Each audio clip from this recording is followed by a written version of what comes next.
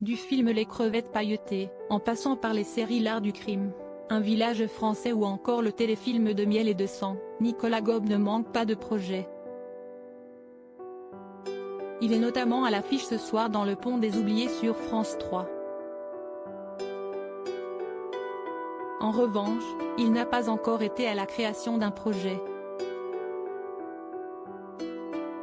Mais cela ne saurait tarder, comme il l'a annoncé dans une interview avec Téléstar dévoilée le 26 septembre dernier.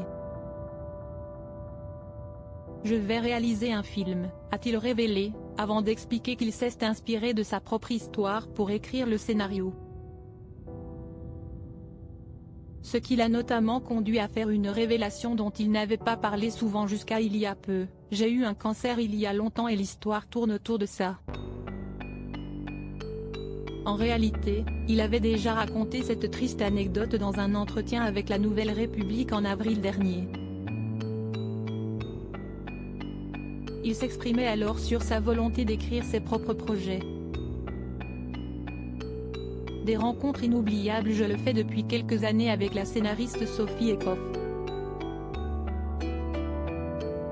Ce qui est compliqué, si est-il que des milliards d'idées me viennent et j'ai du mal en ce moment à faire le tri.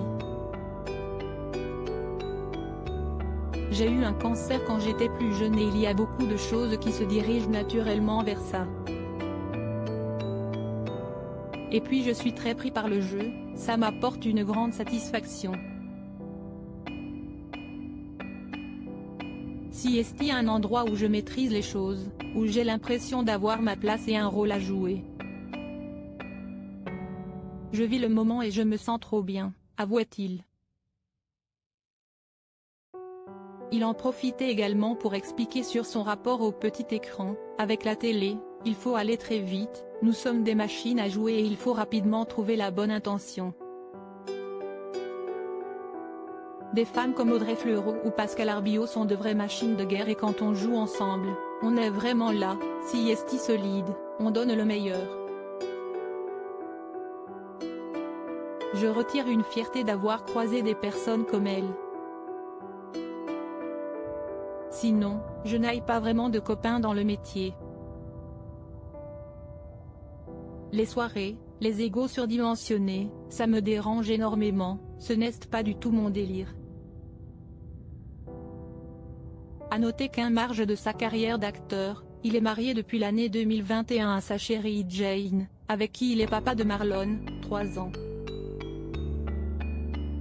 Il possède également une fille prénommée Lily Rose, 11 ans, issue d'une relation précédente.